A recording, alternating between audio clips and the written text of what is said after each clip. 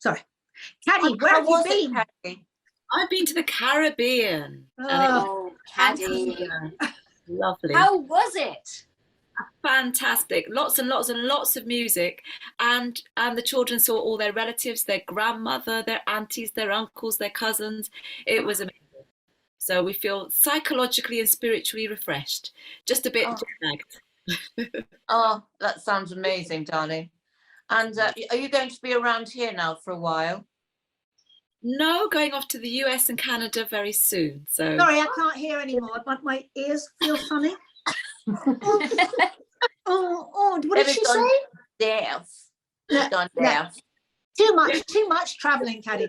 So you'll be off again in a couple of weeks. We'll miss you again. We have to miss you for a couple of shows, don't we? Yes, I wish I could do it on the plane. That'd be good. Yeah, why don't you? A Wonderbird who is really flying. Yes, a real Wonderbird. Yeah, a real. So, Dee, who's coming in to see us today? Well, very excited because the lovely Angie Greaves is coming back to tell us all about her holiday, her birthday week in Dubai. Ooh.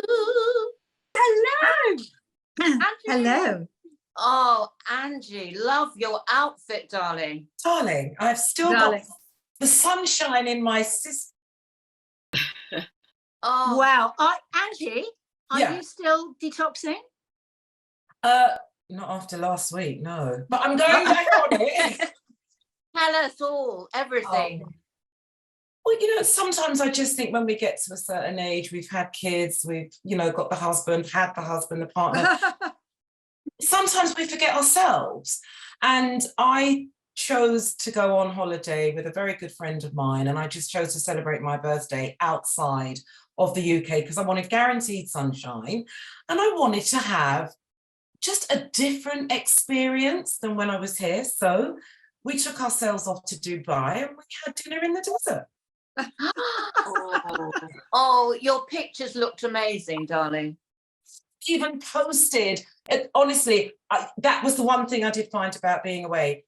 If you're going to enjoy yourself, you've got to enjoy yourself. And sometimes that does mean putting the phone down. Yes. And exactly. did you? Yeah, well, I just didn't see the point in going all that way to have a great experience and then be a slave to social media. And I hope you get what I mean when I say that. Yeah. So completely. Loads of pictures, but I posted one a day from my birthday. I didn't even post the desert. That's going up today, tomorrow. That's going up soon. But it was good. Wonderful. It's very interesting, isn't it, Angie? I was thinking the other day when I was in the loft and I found thousands and millions of photos that I sat and looked at. When you have all the pictures on your phone, you kind of don't even look at them. It's not the same. No, is it? No, it's not the same. I'm actually going to create an album. This is going to be my Dubai in the Desert album. I do love the fact that you can get that instant, oh, click, I must get that. Oh, definitely. But then I think there's times when you've got to allow your experience to be taken by a photographer. So whilst we were in the desert, we were riding on one of those, whatever it was, you're on the truck. Camel? We went on the camel. But, it's different to be like this or just enjoy the scenery. And then there was a photographer that took us, on the camels, eating our meal. And we bought those pictures because I could not get myself riding on a camel. It would be a selfie on a camel. It would, it wouldn't have been the whole camel experience. So did you get the hump though? Why did I get the hump? No, but it was just brilliant. And it was a great time just to zone out. There was a temptation to look at the phone quite a lot. Like I saw Harry Belafonte pass away. Yes. That really upset me because just after I had my daughter, I was at the St. Lucia Jazz Festival and a number of artists, not through any fault of their own, they had to pull out. And Harry just happened to be on St. Lucia, held a press conference, and he said, look, one of our islands is in trouble, so I'm stepping in. And from that moment, I just had a respect for him that yeah, he was wonderful, wasn't he? He was just amazing, gorgeous. Yes. Yeah. Absolutely amazing. I heard him singing yesterday, Scarlet Ribbons. nice. Amazing. And I haven't heard that song for so long. It was such an unusual thing for them to play. And his voice was just extraordinary. And he sort of exuded kindness, actually, didn't he? Yeah. And he had a way of, and I didn't mean to talk about Harry Belafonte, but as it's come up, he had a way of being political, but not aggressive with it. So he was very, very close to Dr. Martin Luther King. He was also very open about how he felt African Americans were unfairly treated. So whilst he was a great actor and a great singer and a great performer, alongside Sidney Poitier, he decided to take on the roles where he could create more work for African Americans. So he directed films with Sidney Poitier, he produced films, and he was what I would call a human octopus. There was him, and then there was the actor, there was the singer, there was the writer, there was the director. And just through his grace and kindness, I didn't know that. I didn't know that he directed. I did some of that, but not all. That's extraordinary. Yeah, he worked alongside Sidney Poitier quite a lot because Sidney felt the same. Sidney's rise to fame. Oh, we're nodding here. We're getting this, aren't we? His rise to fame also came through acting. But he thought, right, it's great being an actor, but how do I clear the pathway? How do I create a pathway for other people to come through? And as much as I loved when Sidney Poitier worked on Let's Do It Again, for me, the favourite film of mine that he directed was Stir Crazy with Gene Wilder and Richard Pryor. Oh, God, yeah. What a film. What a film. What a film. Yeah. I mean, there were so many films, actually, with Sidney Poitier, but I didn't know they were so closely linked. Very much so. You just need, when we're finished here, go on to Google and just type Sidney Poitier and Harry Belafonte. From Absolutely. the time they were young, they were really, really closely connected. And Caddy, I wonder if Caddy, do you think that your kids have had very much different experience of life than you had growing up? Oh, that's such an interesting question. I think in some ways, depressingly similar. I was hoping it would be very, very different, but I think a lot of things have come back. And there's not a lot that's different from the time of Harry Belafonte and Sidney Poitier. There's lots of things that have continued. And so I still go back and listen to what they've said, and it's still relevant. Yeah. So I think there's definitely a need to still remember these people and listen to them. And Absolutely. also, I think you're right, Angie, about how Harry Belafonte was able to be political without being aggressive, because there's a way in which they're both very capable of being very angry and very lucid and very persuasive. And I think that's an incredible skill, and I really admire it. And I think skill is the appropriate word. There's a press conference, Sidney Poitier, who's being asked the same old question again and again. And he very calmly composes himself. I don't know if you've seen this. I've seen that one, yeah. Oh my goodness. And it's like you can see him thinking, if I snap, they've won. Yeah. Let me compose myself and explain why I am tired of the same old same. And he very calmly, I can't remember it verbatim, but he says, you ask these same questions over and over again. And I don't know how that press conference ever ended, but it's a brilliant piece of film. It really is good. I was going to say, Angie, looking at your posts on your radio show, you have a really, you're very similar in the way you handle certain political, issues, because you do it in a way that you wouldn't, you have very strong views, obviously, but you handle it in a way that is not offensive to anyone, but yet it gets your point across. Yeah, and it's important. I don't think there is any need to offend. And I think sometimes we can offend unconsciously. Yes. And it's not deliberate, and that's what I always try to do. But I also understand that people, if they're looking to you, they're looking to you for an opinion. And sometimes I think it's important to give that opinion on the understanding that not everybody's going to agree with you, and that's fine. Also on the understanding that there will be retaliation, and that's not the time to pull back. Because if you're going to give an opinion, you're going to give it, and you're going to have to stick by it. Absolutely.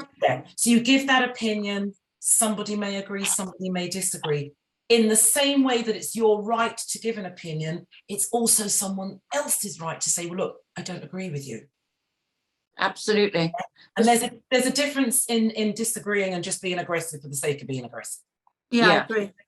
Natalie, Absolutely. where are you, Nat? You've disappeared. I'm not listening to.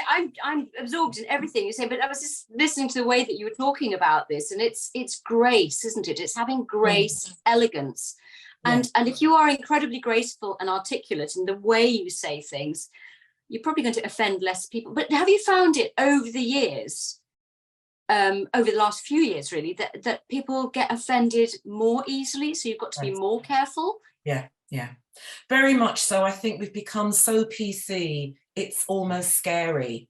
And I think when people do speak out, I do think some people do speak out to get a reaction, and they're ready with the verbal bullets to come back. But I also think that through social media and through the umbrella of acceptance becoming so much wider, there are a lot more, I would say, fragile times that giving an opinion can, I mean, the amount of times that I've written a post and I thought, right, shall I? Let me read this again. You can also overthink sometimes as well, can't you? And in thinking, you lose the complete essence of why you've decided to post something or why your opinion is what it is. But I think you're absolutely right. I think it has become a lot more, we offend a lot more easily now because the umbrella of acceptance, it's just so much more wider. Do you know what I mean? Yeah. I mean, I think maybe it's a good thing in some ways, because I think, because things were so bad, with racism and with sexual abuse, which was normalized, even on television. You go back to watch, old programs and you think, oh my God. So there has to be a swing the other way, maybe before it settles, because otherwise, you know what I mean? And I think that's perhaps a shock element for people as well, to think, well, actually, I've got to be a bit careful here. And of course it's gone too far, but I think maybe that was needed, so that what do you do? Do you shut it down and ignore it? Exactly. Or do you allow people to express how they feel? I mean, I'll very quickly give you my story. I was brought up in the Baptist church, born and bred Baptist, had to go to church every week. Now, when I was growing up, the subject of homosexuality, don't even mention it. It was just not something that was mentioned. When I decided that I wanted to get into radio presenting, to me, it was just something I wanted to do, and it just happened. Every elevation that I've had in my career has come through a homosexual man. But I haven't said, oh my goodness, it's a gay man, I better not take the job. I did the job, I got promoted, it just happened to be a gay man. Now, I didn't see an issue in that. Some of my colleagues, especially my mother's age in the church, didn't agree with it. Wow. And I would say, look at his creativity. What he does in the privacy of his own home is his business. But if you think about it now, the umbrella of LGBTQ, it's so wide now, it just goes over our heads. Yeah. You see what I mean? Well, I think I was, because, and I'm sure Dee was the same, and I don't know about Natalie and Caddy, or probably Natalie as well, being brought up in show business. Most of my parents' friends were gay, so it was kind of, they would just people. Yeah. Never even thought of anything like that. It was just who they were, and how we, they were just lovely, and probably the best men that I ever met of my parents' friends were gay, and I just adored them. I remember when my mother, and this, I think I might have told this before on Wonderbirds, my mother told me that her friend Newton was a fairy, and for many, many years, I used to look at him, and then one day I said to him, Mummy says you're a fairy, but I've never seen your wings. Where are they? Isn't that cute though? But if but he was special to me. Even if you think back to the days of Quentin Crisp and that film, The Naked Civil Servant, Yeah, the way that he was treated. Look at now, it just goes over your head because the umbrella has just widened so much. yeah. And the shock treatment of curing people. Curing. It was so. I'd like to see that film again, the Naked Civil Servant. I'm going to go and look that up, see if I can see it. John Hurt, he was wonderful, wasn't he? Oh, yes. Just. He was. I loved that man. He was amazing. He was amazing. He was brilliant. My mum never cleaned the house. It was always dusty. It was all over. So I'd go around to her place and I'd go, Mum, these flowers are dead. And she'd say, I dried them. And then I'd run my finger across the top of a work surface and go, oh, Mum, what the dust? And she said, Quentin Crisp said, after the first 4 years, you don't even notice. Put me in my place. Oh, I love your mum. I love that. Oh gosh, I want a mum like yours. I tell you, how brilliant is that? She used to hoover the cat so that she didn't have to hoover the house. Oh, Cat loved it. Yeah, that's gorgeous. My grandparents were like that actually. I used to visit them, and they were absolutely, never did any housework, but loads of books. Said it's much more important to read than clean. There you go. There you go. Quite right.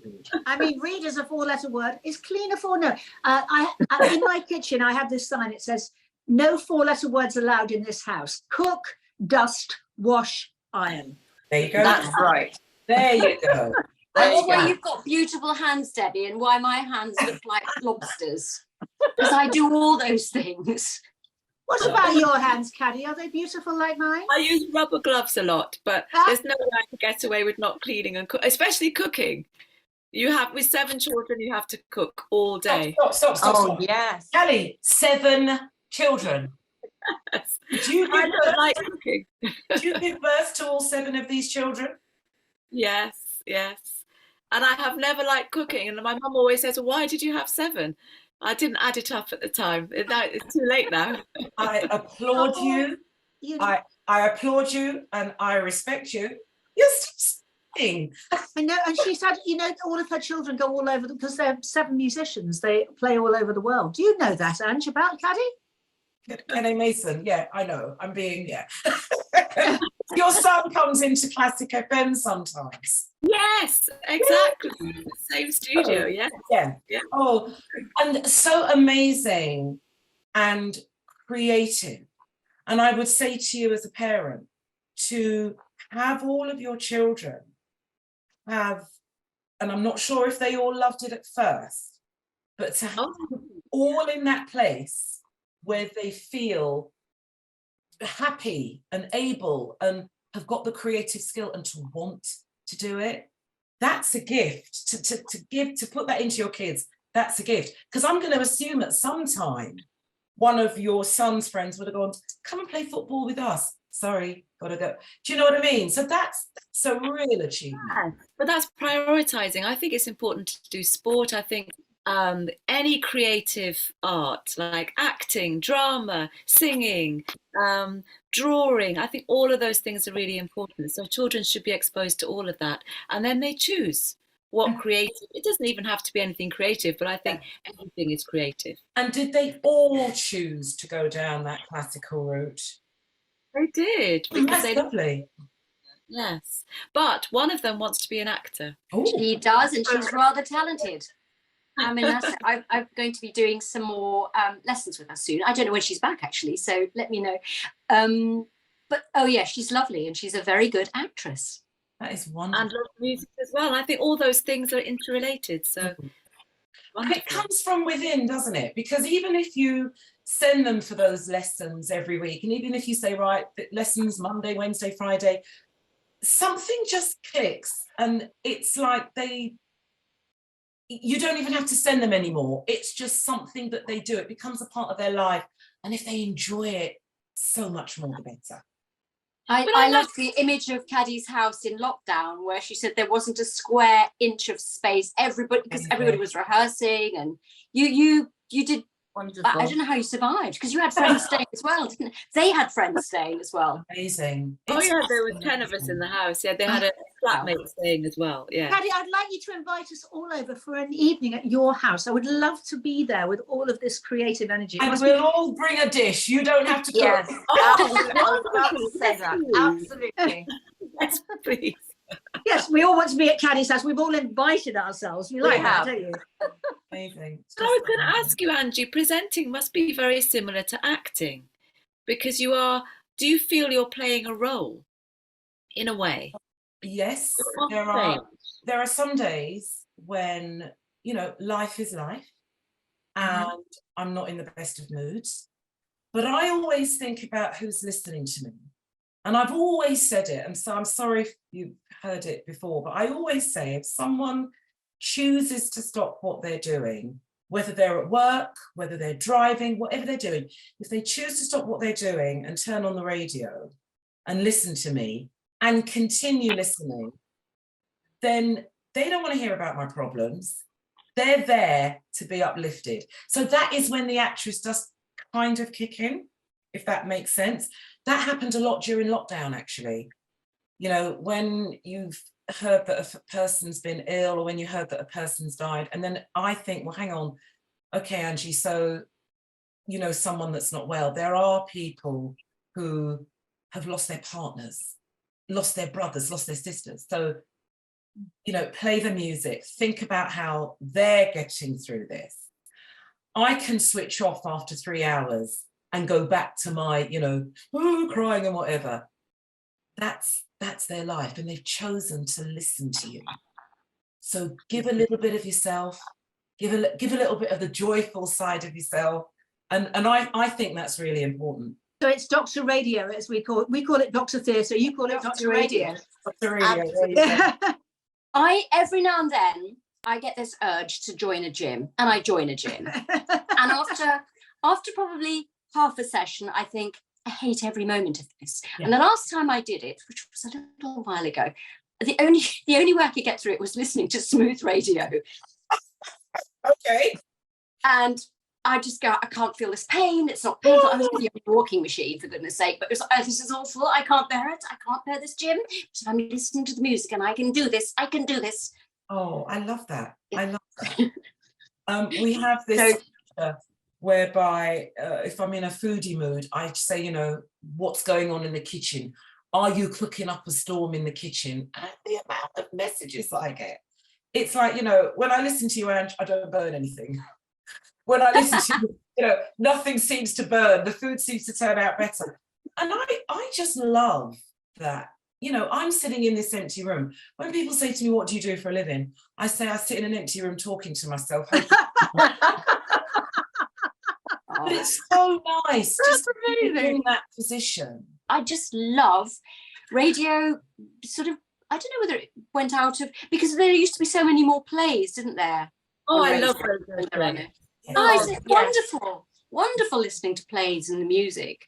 Radio 4 is a noun for their plays. I used to love, because also with sound, they say a picture paints 1,000 words. For me, with sound, if you listen to someone speaking, or even listen to somebody playing an instrument, if you close your eyes, you can almost see a picture. It might not necessarily be a picture of the artist or the musician. You paint your own picture, don't you? So I listen to Classic FM when I'm ironing, because I don't like ironing. And it just goes over my head. And sometimes, I'm just ironing away. I burn a lot of stuff because I just keep the iron there, but you can find yourself. Iron. What does that mean? You can just find yourself transported somewhere, and you just get these lovely pictures in your mind, and I love it. Sound is a powerful medium. And honestly, Angie, listening to you is amazing. And you get a lot of interaction, don't you, with your listeners? Yes. From the texts and the emails and the tweets and the Instagrams, and especially on a Sunday. I don't know what it is. Yeah. I just think there's a different energy on a Sunday. Even if you're working, Sunday just feel a little bit slower. Yeah, I do get people... Angie, we have run out of time, believe it or not. Again, it's that horrible Hass, you know. He keeps a clock on us and he goes, time to wrap up, and we go, wrap up. Yeah, but he's so mean. So, darling, one question for you, Angie. Yes. When are you going back to Dubai? Oh my goodness. Tomorrow. We're coming with you. We're inviting We'll all be with you. Beautiful. The weather, the food, everything. It was gorgeous. Really was. Oh, amazing. We'll see you soon, darling. Good to see you. Bye. Bye. Oh, she's just lovely, isn't she? Great. Lovely conversation. So, Caddy, when are we coming over? Sorry, I'm not forgetting this. Well, actually, my nephew is meant to be painting the house. That's why even more I need this screen. The house is in total upheaval, and it was meant to be finished while we were away. But then his partner has got pregnant and is very so in fact it has not been finished. So we've come back to absolute chaos, and then we're going away again. So he's just trying to get out of it. You know that, don't you? She's just trying to get out of it. But is he a one-man band? Is he doing it by himself? Yes, he was. I mean, he's done a beautiful job of what he's done already, but we can't put anything back yet. So, I mean, you're welcome to come. We can have a takeaway on the floor. That would be perfect. It sounds good to me. Is that gold in the background, Caddy? Is it gold? No, it's not. It's, what is it? Wicker. I think it's wicker. Looks gold. Well, we have got to go now because we have got to get ready for Friday's coronation show with the gorgeous Robert Barrett. Bob Barrett, our lovely friend, is coming. He's our coronation gift to ourselves. He certainly is. And what a gift. Yeah. So we'll see you guys on Friday. Bye. See you soon.